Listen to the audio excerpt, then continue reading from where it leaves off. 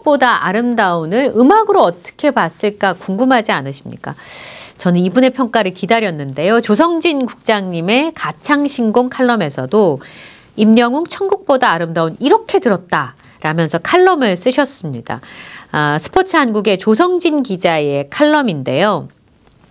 수천 관객이 운집하는 콘서트홀에서 교향악단의 공연도 있지만 피아노, 바이올린 같은 독주회도 있는데 7, 80명이 함께하는 교향악단은 콘서트홀에서 서로에게 의지하며 맡은 파트를 연주하면 되지만 피아노나 바이올린 같은 독주자는 많은 관객을 상대로 혼자 모든 걸 감당해야 되잖아요.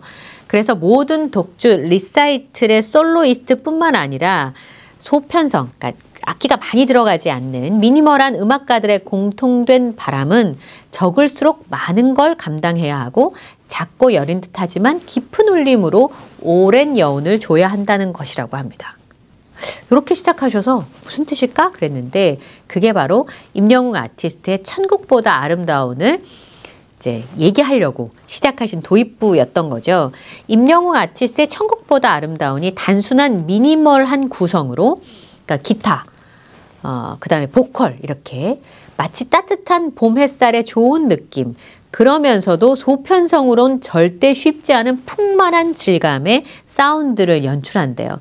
1분쯤 지나서 건반이 들어오고 그 다음에 베이스 기타 그리고 후반에 타악기까지 등장을 하니까 감동 포인트의 맥을 어디에서 짚을지 잘 계산된 연주와 편곡 방식이라고 합니다.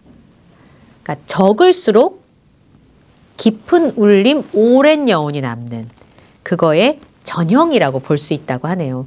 맞아요. 처음에 아주 그냥 있는 듯 없는 듯 공기처럼 탁 시작을 해서 점점 여운이 아주 깊게 남는 그런 구성인 거네요.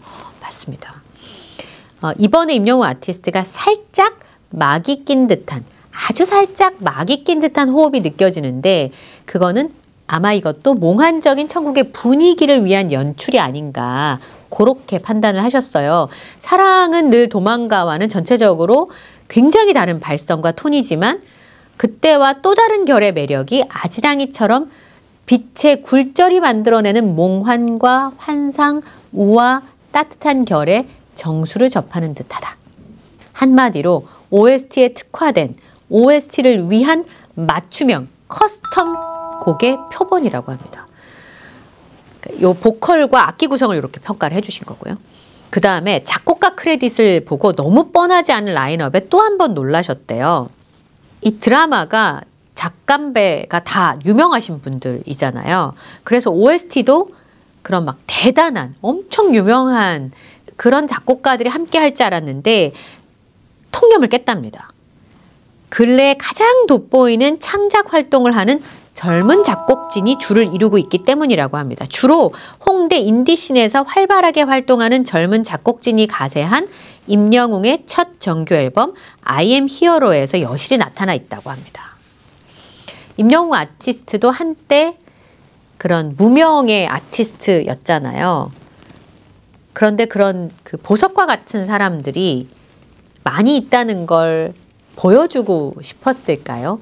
문득 그런 생각도 해봤는데 이번에 함께한 주제곡은 여러 작곡가가 협업을 했는데 그분들을 보니까 태생은 인디지만 이미 데이식스, 플레이브, 케플러에서 멜론 핫백 차트 상위권을 유지하고 있는 오반 등의 대세 아티스트를 비롯해서 운수 오진나를 포함한 몇몇 드라마 OST, 인디 음악에 이르기까지 폭넓은 창작 활동을 하는 그런 작곡가들이 함께 했다는 겁니다. 그러니까 감성이 신선하고 열정으로 가득 차 있는 그러면서 새로운 작업이 되겠죠. 임영웅이라고 하는 대세 아티스트와 이런 신선한 인디 감성을 가지고 있는 그 작곡가가 함께 작업을 해서 아주 새롭지만 아름다운 곡이 탄생하게 되는 거죠. 이 면면들을 쭉 보면 서로 다채롭게 협업하면서 호흡을 맞춘 팀과 함께 천국보다 아름다운을 제작을 했습니다. 그리고 이제 그 녹음 비하인드에서는 이 곡을 하게 된 그 과정이 굉장히 흥미롭다고 얘기를 했었는데 제가 어느 기사에 보니까 드라마 제작팀에서 먼저 제안을 한 것으로 저는 알고 있는데요. 그러면서 이렇게 그 유명한 팀보다는 이렇게 이런 새로운 감성을 가지고 있는 팀과 임영웅 아티스트가 만나서 또 이렇게 멋진 곡이 탄생했구나 그런 생각이 좀 들었습니다. 가창신곡에서요 여러 보컬 전문가들이 임영웅 아티스트가 이번에 부른 천국보다 아름다운에 대한 평가를 들어봤는데 보컬 트레이너이자 정화예대 실용음악과 김기원 교수는 이렇게 얘기했대요. 기타의 울림과 이렇게 잘 어울리는 사람이 있을까 싶다. 드라마틱한 방식을 많이 사용했다는 걸 느낄 수 있는데 후렴 시작을 1절은 가성, 2절은 진성 사용으로 극명한 변화를 줬고 제가 맞게 들었네요. 그쵸? 앞과 뒤가 다르게 들리더라고요. 그리고 브릿지에서 살짝 누르듯 락에 가까운 창법으로 진하게 분위기를 잡아가다가 마지막 후렴구 시작은 가성으로 바꾸면서 다양한 감정의 서사를 보여준다. 그렇더라니까요. 드라마 어떤 장면을 쓰였느냐에 따라서 제가 같은 노래를 다른 느낌으로 받고 있더라고요. 네. 그리고 후렴구의 다양한 변화는 곡 전체 흐름을 더 중요하게 여기고 있음을 알 수 있다는 거죠. 같은 느낌을 반복해서 사람들이 인기를 끌려고 하는 게 아니라 다양한 감정을 노래에서 느낄 수 있게 하려고 했던 거고 전주가 30초 정도 되는데 이게 짧지 않은데 곡도 5분 정도면 러닝타임이 짧지 않은 곡이잖아요. 이것이 러닝타임이 5분에 가까운 것도 곡 전체를 오롯이 맛봐야 노래의 진수를 느낄 수 있게 만들었다는 거죠. 끝까지 다 들어야 되는. 왜냐하면 굉장히 다양하니까 뭐가 나올지 모르니까. 예. 아주 시네마틱한 분위기가 완성됐다 이렇게 설명을 했습니다. 그쵸. 이게 OST에 참 잘 어울리는 임영웅 아티스트의 싱글이지만 그런 곡이었습니다.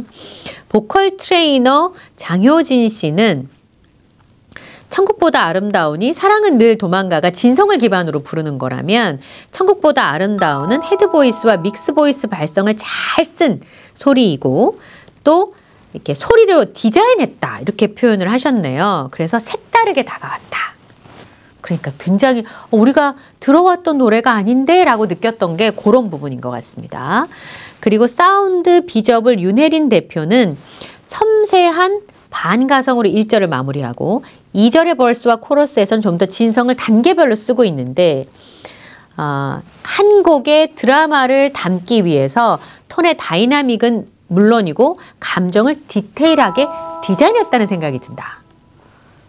건축물을 잘 지어서 올린 것처럼 느껴졌는데 한 곡의 드라마를 담기 위해서 톤의 다이나믹은 물론 감정을 디테일하게 디자인했다는 생각이 든다. 이렇게 얘기를 하셨습니다.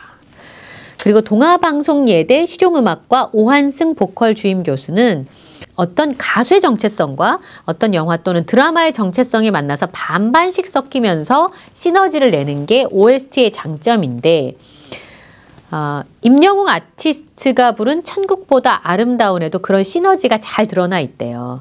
우선 가사 전달 방식이 탁월하다고 평가를 했고요.